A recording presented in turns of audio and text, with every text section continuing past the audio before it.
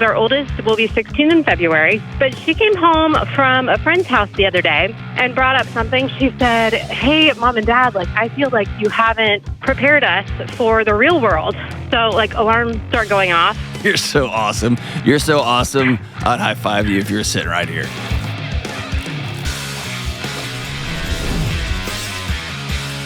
What up? What's going on? This is John with the Dr. John Delony Show. Talking to you about your marriage, your relationships, your mental and emotional health, whatever you got going on in your life, your kids, your schools. I don't know what's going on in your world. I know mine is BANANAS. Kelly, how is your world these days? Fine. That I don't know how to answer that question. You've never asked me that.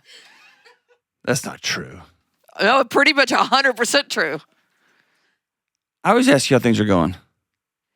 Yeah, but not on the show. Like starting a show like that, it's usually not like that. It's fine. Is your life going like Kelly's is? This show is for you. It was so bad and chaotic, you can't even talk about it. If you want to be on the show, give me a buzz. 1-844-693-3291. Show's for real people going through real challenges, like Kelly. Like Kelly. I won't talk about your personal challenges on this show, but God help you. You're my personal challenge. That is true. That is very true. If you want to be on the show, or you can go to johndelony.com/ask. I would love to have you. We get calls from all over planet Earth, and we'd love for you to reach out and leave a message or fill out the form, and we'll see if we can get back to you and get you on the show. All right, let's go out to Dayton, Ohio, and talk to Joey. What's up, Joey? Hey, Dr. John, how are you? Awesome. How are you? I'm doing well. I'm covered in snow up here, but other than that, we're great. We don't know what that is down here in Nashville. Actually, we have a little bit of snow down here. I used to live in Knoxville. I miss it. Exactly. And can I just give you a quick shout out? Joey was the name of my childhood crush on Dawson's Creek, and I named my daughter Josephine with the intention of her being named Joey, but it hasn't worked out. No way. Yep. It was a pretty great show. It was the best. Okay, so what's up, Joey? How can I help? Hey, so my husband and I have been married. It'll be 18 years in August.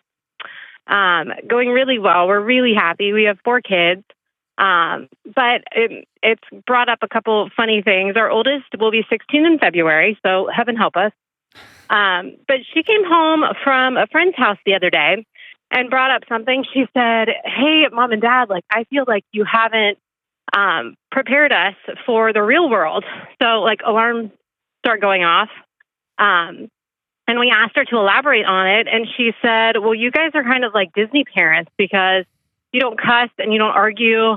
And you're constantly saying things like, 'We love you and we support you and we're really uplifting.'"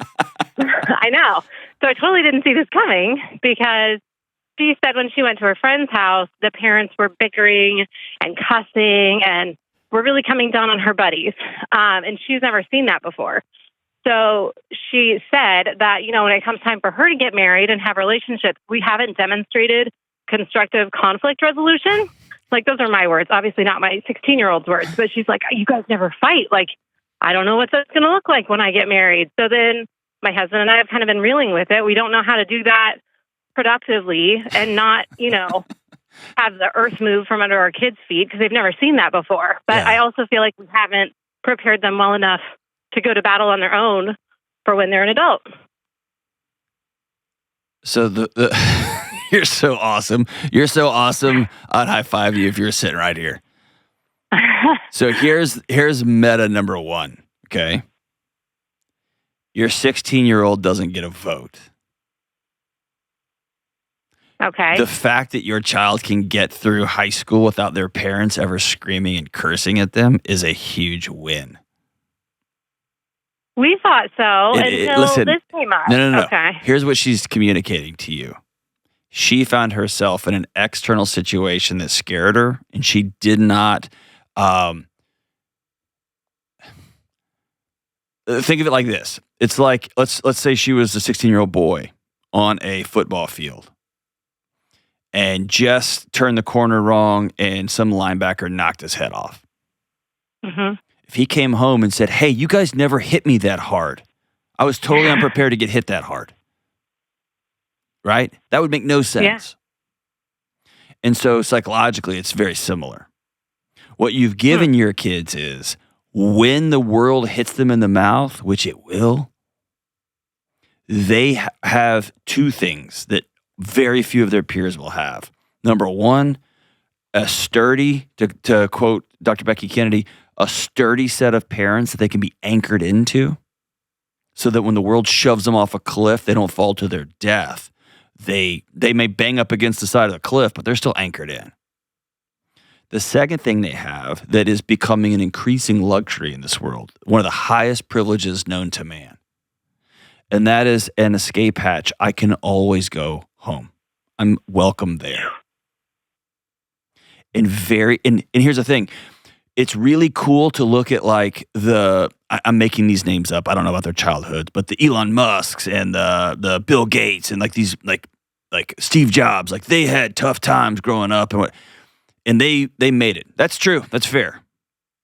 But what that doesn't take into account the millions and millions and millions and millions and millions of people who grew up with really tough times that are in nightmarish situations with addiction or struggling with where to find homes or joblessness. Brought that up. Okay. Like our kids haven't faced adversity because we've been there for them. But what I tell the kids all the time, what I tell our oldest daughter, because she's really great about breaking down and like analyzing situations. I'm like, listen, I can't control the world. I can control home. That's right. And if something happens out there, you can come back here because you know you have firm footing.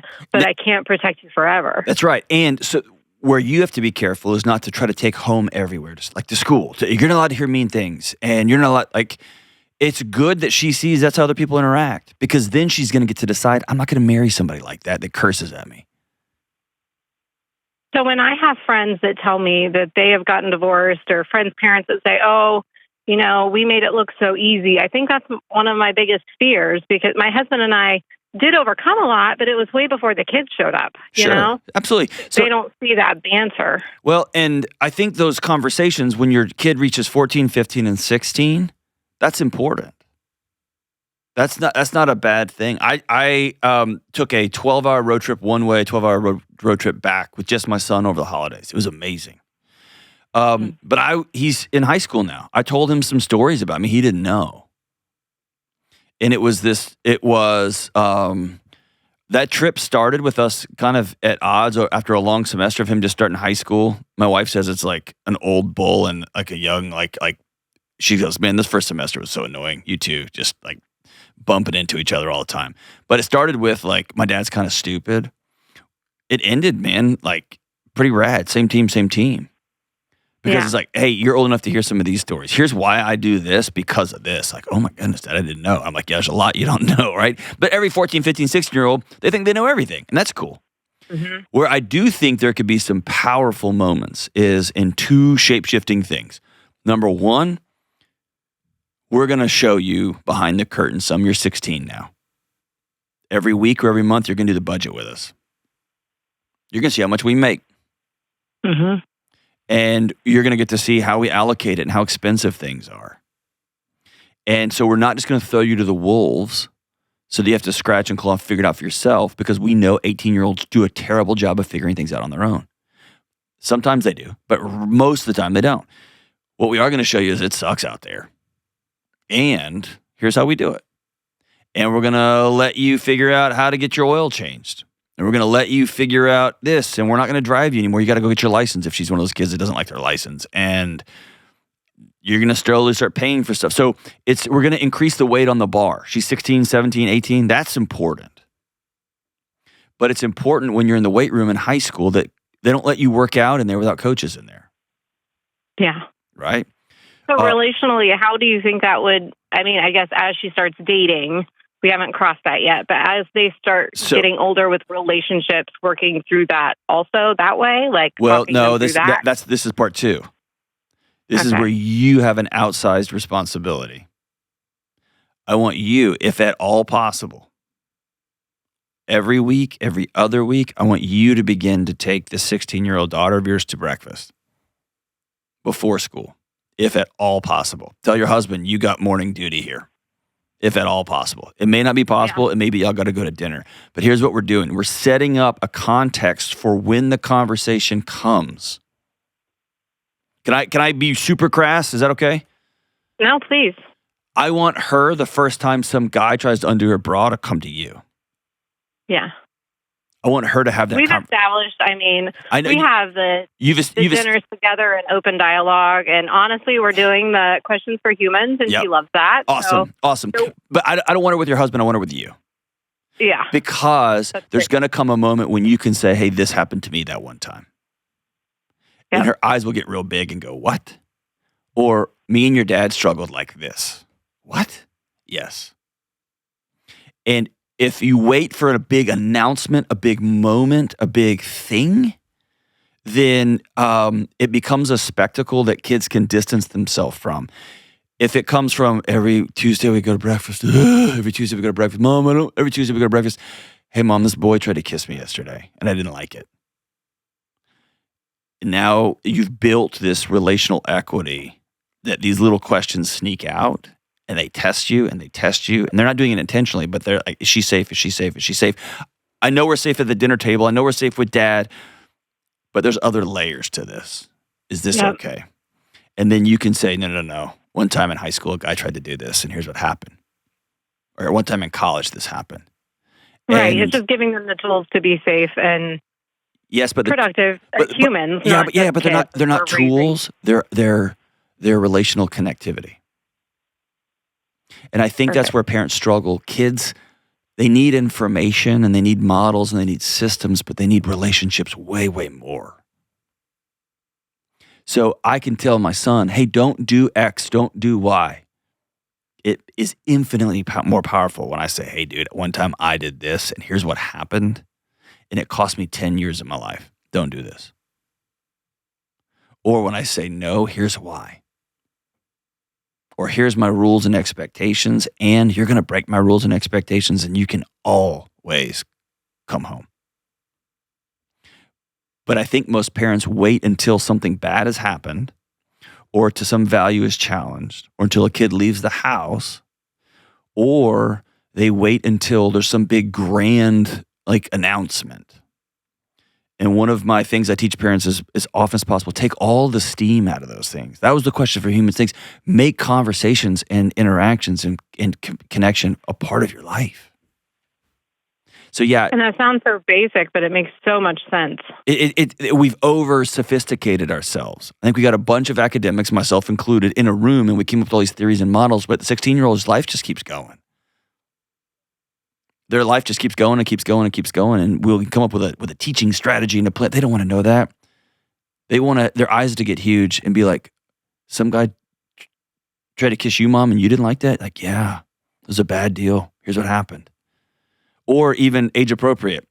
Yeah, some really scary things happened to me when I was in college, and I'll tell you more about it when you're older, but I need you to trust me on this one. You're not going to go out with that boy again. Or, I know that boy looks funny. It shocks my daughter that her mom dated a guy and married a guy that had 5 earrings and real long hair, except for the seasons when I shaved my head and she was like, what? My mom? Right? And so it's good for her to know those things. And it's good for her to know that I was not a great human being at one time. And it's good for them to see how we work things out. But man, this idea that you have to hit your kids to toughen them up because the world's going to hit them, that just causes CTE. That's dumb. That's terrible. Yeah, it doesn't make sense. And my husband and I are joking. I'm like, you don't want to throw a fake argument. You know what I mean? Right. We don't want to do that in front of we don't do that naturally. So that it sounds so strange. Like, would we show, what you do is you show, because what is an argument? An argument is, it's any number of things. It can be old emotional things, but basically it's a strategy to solve a problem. And that problem might be, I want to be heard. The problem might be, I'm mad. I just want you to be mad too. That problem might be, I don't want to eat here. I want to eat here. Who knows what the argument's about? Sure. But it's a strategy to solve a problem. And in your house, y'all solve problems every week by doing a budget together. In y'all's house, you put sex on the calendar. 16 may be too young, but maybe not, to be like, see that asterisk on the calendar? That's for us. And she'll go, oh my gosh, right? Yeah. But that's not a bad thing. And it might be, it wasn't always like that. Or this is date night, and this is when things get grody commody, so y'all going to want to go to bed. Oh, Yeah. Mom. And she'll go to bed, and she will be, and also her soul will be at peace. Yeah. Right? And so it's bringing them behind the curtain to see the planning of those things, because that's how this family, that's how we are modeling how we solve problems. You don't have to go to war every time. Right. It doesn't look like war. It just looks like family dynamics, but she's learning what healthy looks like. That's right. That's right. Every day. And so I think here's what I would love you to do. Take your daughter out for breakfast and be like, hey, tell me about what scared you in that house. Like, what scared you? And then she can tell you some things, and maybe a story will pop into your head about you and your husband when y'all first got married, or when y'all were dating. Or when he cheated on you with an old girlfriend when y'all were first dating, and you've never told anybody that, and be like, that's another show, John. There's always. No, I'm totally kidding. We've come a very long way. We're very happy. I know. But there's always things, right? But But I think when a kid, what your 16-year-old is telling you is, Mommy, I was really scared. Yeah. And I think you and your husband need to high five each other, because she got really scared, and they came to you. And it came in the form of a complaint. It came in the form of a 16-year-old often doesn't have the verbal acumen to say, I went to a house that they were fighting. I'm so grateful that you two have chosen to handle your situations as an adult. They don't know how to do that. They just come home and they have to blame mom and dad. Y'all didn't prepare me for X, Y, and Z. I know. I was not ready for that. But look at it as what it was. It was a 16-year-old saying, I was scared, and they came to you. Y'all should high five each other. Woohoo. That's a win. Yes. What you don't want is your kid to go to another house, and they find peace there, and they don't want to come home. Because that friend of hers that she went to visit, she's going to come to y'all's house. Yeah. You're going to laugh. You're going to be goofy. And hopefully your husband's poking fun at everybody. And you're poking fun back. And you're playing questions for humans. And you're laughing. And her nervous system will tick down about 15 heartbeats a minute. And she's going to want to be at your house more than her house. And she won't even know why. And she'll probably make fun of y'all. Your parents are so lame. They don't let you do anything. But, right? Yep. That's what I don't want. So for whatever it's worth, you're doing a good job. Well, thank you. I appreciate it. I think most days we can breathe at night knowing, our kids would rather be home than most places. So that's a little parenting win when they're teens, that they like to be home. They, enjoy time with friends, but we're a safe place for them. And that's what my job was, and we've done it. The world will give them plenty of concussions. They don't need them from you. You know this. And I've got a young daughter, so it breaks my heart to say this. The world will tell my daughter all kinds of awful things about her. Yours too. Yep. Right? She doesn't need that from me to toughen her up. What she needs is to know, no matter who says what or how or when, if I have to, if I need to, that guy will come running for me. Absolutely. That's it. Right? And then she can go do crazy, amazing things. So good job on you guys. I hope so. Thank you so much. You're amazing. Appreciate you. Thanks for the call. And yeah, I'm going to leave it at that. You're my hero today, Joey. You and your husband. I don't want to wait. Gosh, I love Dawson's Creek. We'll be right back. Good folks, the modern world exposes us to things that were unheard of until just a few decades ago. And I don't mean endless streams of cat videos or AI influencers. I'm talking about screens in our homes and offices, fluorescent lights, EMFs, these things that can affect our mood, our sleep, our anxiety, and more. And that's why I'm so excited to partner with Bond Charge, a world leader in red light therapy and EMF blocking gear. I use Bond Charge products all of the time, literally every single day, and I love them. And here's why you'll love them too. Studies show red light therapy can help boost your mood, reduce stress, and help with sleep. It can help your recovery from aches and pains, transform your skin, and even help with cellulite and stretch marks. My red light therapy panels, the infrared sauna blanket, the EMF mat, and more have become a cornerstone of my health and wellness routine. Like I said, I use them every day. You can also check out Bond Charge's other amazing products like blue light glasses, EMF protection products, infrared sauna blankets, and 100% blackout sleep masks. Go to bondcharge.com/Delony and use coupon code Delony to save 15%. That's BONCHARGE, bondcharge.com/Delony, and use coupon code Delony to save 15%. Let's talk about Trainwell, an amazing personal trainer and app all in one. Listen, I know it's cold and dreary outside, but our bodies still have to move. If we want to be healthy, we have to exercise.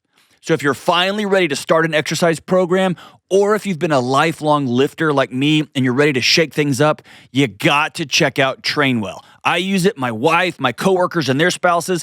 Everybody's using Trainwell every single day, and the results have been off the charts. Trainwell offers tailored workouts with step-by-step guidance from real people, meaning it's not just an app and it's not just a personal trainer, it's the best of both. I get personalized workouts on their app and I communicate with my trainer on a daily basis. And again, the results have been extraordinary. To get started, you just answer a few questions about your fitness journey, hop on a chat with an expert trainer to discuss your goals and make a personalized plan, and then it's time to get to work. As you complete workouts, your trainer will keep tweaking them to help you get better. Trainwell takes away our excuses and makes it easy. So if you're ready to start taking control of your health and start exercising, take the quiz to find your perfect trainer at trainwell.net/Delony today. And they've extended their special offer for my audience, just $69 a month. When you lock in your plan this February, that's almost 50% off their regular monthly rate, plus 14 days of free training. Go to trainwell.net/Delony right now. That's trainwell.net/Delony. Let's go out to San Antonio, Texas, some of the greatest food on planet Earth, and talk to Jack. What's up, Jack? Hey, how's it going, Dr. John? Doing good, brother. What's up with you, man? So my question for you today is my current girlfriend is best friends with her ex-boyfriend. Yeah, nope. No, but like seriously, no. How long have y'all been dating? Coming up on 4 months now. Yeah, dude. All right, keep going. I won't interrupt you, but keep going. So kind of a little bit of a background. I was in a long-term relationship for a while. I went through a pretty bad breakup a little over half a year ago. And during that time, I met her at work, and things kind of kicked off. She's been super sweet, really caring, really considerate. And it's just been really good all the way around. But except for she's kind of still with her ex-boyfriend. Yeah. She's very close to him. And he probably hangs out with her at least 4 days out of the week. So hold on, man.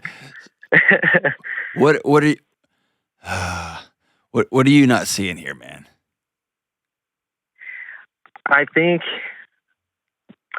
for me, because I've brought it up to her and I've talked to her about it, about my concerns, and she's like, "Hey, it is strictly platonic now. He was there for me during some really, really hard times. We both understand each other very well, and we're just there as friends that support each other." Okay, so let's put her off to the side. What are you doing, man? You know.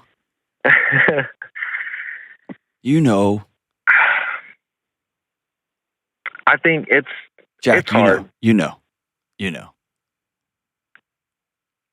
Like you're worth more than this. Yeah, it's right. Yeah, it's. You were dating a woman who doesn't hang out with her ex-boyfriend 4 nights a week. I feel like I just want to see it the way that she's presenting it to me, as if, because maybe it's true that it really is just completely platonic. Okay, but here's the deal. It doesn't matter. Here's why. You get to decide, especially in the beginning of a dating relationship, y'all are just a few months in, you get to decide what you're comfortable with and what you're not comfortable with. It doesn't matter if it's 1,000% plutonic. What you have said is, hey, I have a value, and that is it makes me uncomfortable when you're with a person that you used to be all hot and heavy with for a long time, and y'all hang out 3-4 nights a week. Y'all are always talking. It makes me uncomfortable as your new boyfriend. And she has said, well, I don't really care what you feel or what you think.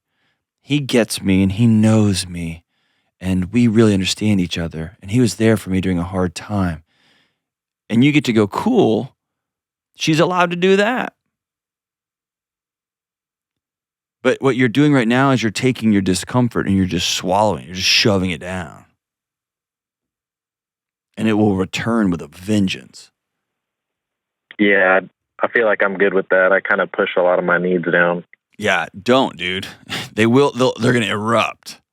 They will come out at real inopportune times. And what often happens is you'll end up snapping, you'll end up yelling or screaming or doing something goofy, calling her 500 times one night or something, and you're going to look like the crazy one. Mm-hmm. Yeah. Yeah. I mean, we've already had a couple different arguments and kind of fights about it. And she's just really stood on the point that he is there to stay in her life. And I can't get over that. She's had us try and hang out all together, go like, I've taken that call together. before. I've taken that call before, man. Whoa. Yeah, but I can't get comfortable with it. Yeah. I don't know.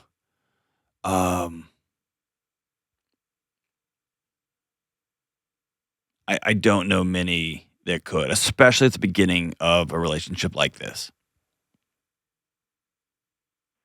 Yeah. That makes sense? Like, I don't have, I am on, that's even faded out in the last few years. But for years, I was still on speaking terms, I've got good relationships with most of the people I used to date. But it's when they become your go-to person, they become your main connection. You're never going to be able to develop anything with her. Yeah. Because she's plugged into somebody already. That's what my big concern was. Yeah. So here's the deal. It's heartbreaking. You like her, right? Sounds like you like her. Yeah. It's cool, fun to hang out with. That's awesome. No relationship is worth absolving your values for. Some relationships are worth questioning your values. Like, do I really believe what I think? And I've changed before because I was really like, I'm going to believe this. And then I met somebody and they challenged those values. And I was like, oh, I was immature. I was wrong. That's all great and good. But having a value of, no, if I'm going to be your person, I want you I want us to learn to lean on each other. I want us to learn to grow together. I don't want you to just tell me, oh, you just have to accept the fact. I've already got this other former romantic person. They're already my foundation and my anchor. You and I will just play. I'm not having that. I don't know many people that would have that. Yeah. She does confide in him emotionally about a lot of stuff, and it's not, whenever we're hanging out, she doesn't do the same thing with me, and I've kind of brought it up. Of course she wouldn't. Why would she? She already has somebody. She doesn't have to do the hard work of reconnecting with somebody emotionally. That's a hard thing to do. Which means she's never fully disconnected from this guy. Which means they're not broken up. Yeah. Yeah, man, I feel like I am ruining your day, dude. No. I feel like a lot of this stuff's been in the back of my head for quite a while, and it's just I've been trying to be patient. I've been trying to be understanding and seeing things from her perspective. because we've talked about it quite a bit, and I don't think this has to be a blow up. I don't think this has to be a explosion. Or she gets to do what she wants to do, brother, and so do you. But I do think there's a gentle and but yet confident, right? A gentle yet confident. Hey, I'm gonna go ahead and call this. I really loved being your boyfriend. It's been fun. I just have different expectations for who I'm dating, and I wish you the absolute best. And we still work together. We're gonna be friends. Yeah. Here's the other thing. You're a grown man. You don't have to do what I say. And I don't want to be in the habit of breaking up couples, right? And so if you're like, you know what? I got a good arrangement. She holds my hands on the weekend, and she just does all the emotional and psychological and spiritual stuff with him. That's a weird way to build a life, bro, but you knock your lights out. But I mean, I think you knowing in this call, like, let me just say this. You're not crazy. You're not crazy. Your gut feeling is right. Go with your gut. I'll leave it there. And to be a good brother to me, dude, go get some chips and queso there in San Antonio, Texas. Some of the best chips and queso on planet Earth. Do that for me today. Thank you so much. We'll be right back. Okay, good folks, Lent is just a few weeks away. And if you haven't heard of Lent, it's a practice that goes back centuries. And it's when Christians all over the world get ready for Good Friday and Easter through different kinds of prayer, meditation, and fasting. It's about getting rid of the things or habits in your life that get in the way of knowing God and of living a full, joyful life. So whether you grew up in the Christian tradition and want to experience Lent in a whole new way, or you think all of this sounds crazy and you just want to learn more, check out Hallow's Lent Pray 40 Challenge. The Lent Pray 40 Challenge walks you through great stories and guided prayers. Last year, more than 1 million people around the world prayed with Hallow every day during Lent, and this year will be even bigger and better. Plus, right now, you can get 3 months of Hallow, the #1 prayer app in the world, for free when you sign up at hallow.com/Delony. And that means your trial will last all through Lent. When you join, you can check out over 10,000 of their guided prayers and meditations. So download the app and sign up at hallow.com/Delony to get notified when the Lent Pray 40 Challenge begins. That's hallow, HALLOW.com/Delony for 3 months of Hallow, absolutely free. All right, we're back. So we had a call coming in. Somebody wrote in to the show, and we had to set up, and we had a scheduling challenge. But the call is so important that I want to read the note that came in, and answer it here live, because I think this is applicable to all of us. Here's the question. It's from Sydney in San Diego, California. My 16-year-old sister has been having sex with her current boyfriend. I'm concerned as the oldest sister, as our parents allow her to go over to his house under the guise that their relationship is innocent. She had a previous boyfriend when she was 14, in which I had to get her plan B as they had unprotected sex, and her boyfriend couldn't get it for her. He was too young. I feel caught in the middle as she's my baby sister, and we've always been relatively close through issues at home. We've always been the only safe space for one another, but her sexual decisions regarding her boyfriends concern me, as she has no job, no car, and she's too young to be responsible for the consequences of having sex. I debate telling my parents, but I know this would be a huge breach of trust in our relationship. How should I handle this to keep her safe and respect our relationship?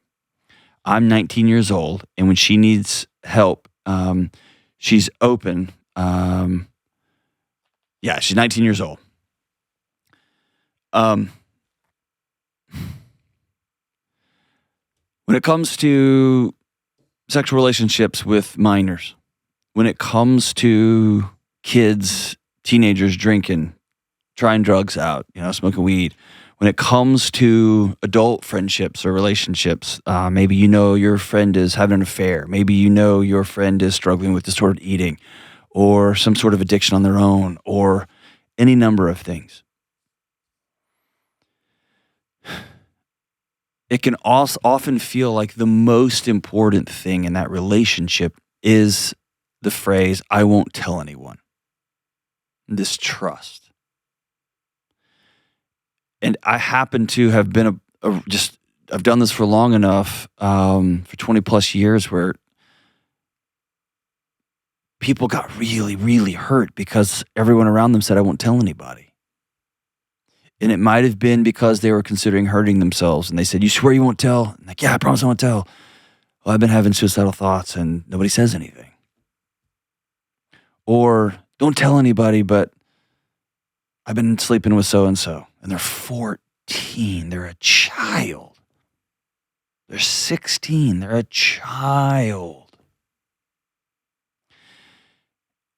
And we feel trapped between, it's not my responsibility to say anything, especially when they're adults, right? They promised they wouldn't tell that they're cheating on our mutual friend. And so when we have dinner together as a couple, it's kind of awkward because I know she's sleeping with somebody else, but her husband's here too. And I just come to believe that this question here, I know this would be a huge breach of trust in our relationship. When you're 19 and your 16-year-old sister is putting herself at such catastrophic risk by having unprotected sex as a 14-year-old, as a 16-year-old, the breach in the relationship is not reaching out as an adult, as a 19-year-old, to protect that 16-year-old from themselves. I'll never blame a 16-year-old for being curious about sex and intimacy. I'll never blame a 16-year-old about being curious about alcohol. They're 16. They're hormonal and they're curious. Those two things together. That's like gasoline, meet match. It's the adults in their lives it's our job to create boundaries and safe context and to have connected relationships. It's not our job to keep secrets under the guise of, if I tell on them, they're not going to tell me anything. Maybe. But every one of my friends knows I'll lose that all day long if it keeps you safe. I'll lose that all day long if it keeps my integrity. So there's been relationships I've had in my life where I've said, hey, you got 48 hours and I'm going to make this phone call for you. I've had friends say, when I've told friends, hey, before today is over, you and me you're going to a psychiatric hospital. I drive you, I'll take you, or I'm going to call 911. They're going to come pick you up. But you're going to go. How do you want this to go? I'll call your dad. I'll call your mom. I've told a police officer and another a sergeant that who wanted to wait 12 hours before they communicated to a dad that his son had passed away. I said, you tell your supervisor to call me. I'm calling him right now. So he's not going to wait 12 more hours to find out that his child has passed away. And I called the dad and I told him. And so I guess what I want you to hear me say as we started this new year, number one, secrets will kill you. Secrets will kill you. Secrets will kill your relationships. Secrets will kill your friends. Let 2025 be the year that you don't hold secrets anymore. Be free. Be free. Be free in your house. Be free in your own heart. Be free in your own chest. Be free with your friendships and connectivity. Number two, often the most trusting, loving thing you can do in a brother-sister relationship, in a mother-father relationship, in a sibling relationship, in a best friend relationship, is to call out things where you see your friends getting hurt, when you see them doing destructive things, especially in kids. You have no option with kids. You have to ring the alarm with kids. And I understand, hey, if you have a friend who's cheating on her husband, fine. I'm not going to call a husband, but I'm not going to hang out with you anymore. I'm going to step away. Because what you're asking me to do is to not be honest with my partner. You're asking me not to be honest with my friend, your husband. And that's a breach of friendship, right? That's actually a breach of trust.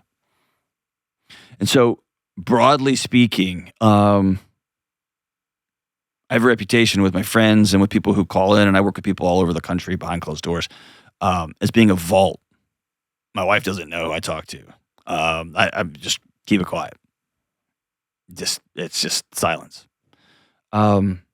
But everyone that I talk to also knows, now, if there's a reason to make a phone call, Delony's going to make a phone call. And it's not because I'm better. It's because I've been on the other side when I didn't. And I can't get those back. So to Sydney and San Diego, California, as a 19-year-old, a big sister of a 16-year-old, God bless you for being in her life and for being a safe place for her to call. This is when you go get involved directly. Yes, you need to include your parents, unless your parents are absent, they're abusive, they're struggling with their own addictions, and then you need to get a minister involved, a pastor involved, a school counselor involved. You need to get some people involved because your 16-year-old sister is a child. She's a kid. Doesn't need to be having unprotected sex at 16 years old. After having unprotected sex with a 14-year-old. It's a kid that's really struggling and reaching out and trying to grab hold of something that resembles connection. And she needs you to bring other adults, probably trained adults, into this situation ASAP.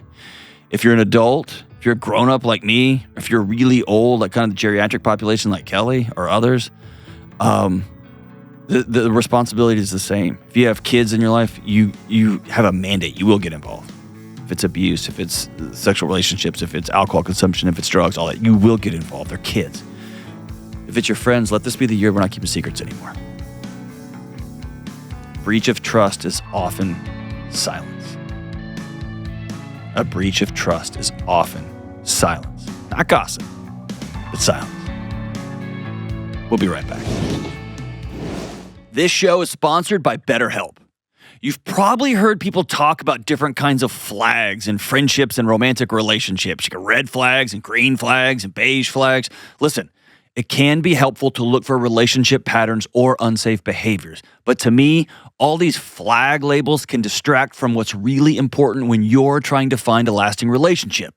What's really important are your values and your potential partner's values, and whether both of you are willing to wake up every day and choose to honor each other's values. But when you grow up in challenging environments, or given how we are bombarded with everyone else's values all day, every day, it can be tough to even know, what are my values? What is important to me? And in a relationship, how will I show up and honor myself and love my partner? Let's forget all of those flags and instead ask the question, how can I learn to know what I even value? Therapy can help you figure out what you value, learn what you're looking for in relationships, and then help you decide your boundaries and your non-negotiables. If you're thinking about starting therapy, try BetterHelp. BetterHelp is 100% online therapy that works with your schedule. To get started, just fill out a short online survey to get matched with a licensed therapist. And if it's not the right fit, you can switch therapists at any time for no extra money. So whether you're dating, married, building a friendship, or just working on yourself, give it a shot with BetterHelp. Visit betterhelp.com/Delony to get 10% off your first month. That's BetterHelp, HELP.com/Delony. All right, we're back. Kelly, all right, something cool happened. What is it? All right, this is from Amy, and she says, "Hey, Dr. John, Kelly, and the team. I'm so." Did you add Kelly and the team? Nope. Written right here. All right. I'll show you. No, I trust you. Yep. I'm so appreciative of your show and wanted to share something cool that happened in my life. I'm currently a mom of 2 under 18 months, and about 6 months ago, I was feeling very lonely. All of my good friends are still in graduate school and on a different path and different part of life than I'm in. Because of your show, I decided to reach out to 2 girls that I knew in high school that I haven't talked to in 7 years and ask if they wanted to meet up at a park because I needed mom friends. Now we try to meet up at least twice a month with all 7 kids that are under the age of 4 to hang out, talk, and watch the kids play. Yes! Thank you for helping me do the right thing and make a vulnerable step to gain new friends. That's it. That's it. It's the hardest, easiest thing you can ever do. The hardest, easiest thing you can ever do. Last night, we had dinner with a couple friend, and my wife was like, hey, we're playing matchmaker this year for John. He's getting friends. And so, yeah, I know, not that kind of matchmaker. I was like, wow, she's finally done. Huh? I'm calling into my own show next week. But like, you're going to get friends. And so she's like, I have a couple of guys I think John would hang out with. What do y'all think? And they were matching. I was in front of them, and I was like, what are we doing here, guys? Like, I'm a grown man. And my wife was like, yeah, you're not doing a great job. So, yeah, good for you. Listen, 2025, pick up the phone. Make the call. Shoot the text message. And if they can't come, that stinks. But let's go find somebody else that can. I promise you, this woman, if they keep meeting like that, all 3 moms, all 7 kids, everybody's going to benefit from that. Their extended families, everybody's going to benefit from that sense of community and connection. So great, so awesome. And 2 kids, 18 months and not younger. Yikes. Love you guys. Stay in school. Don't do drugs. Bye.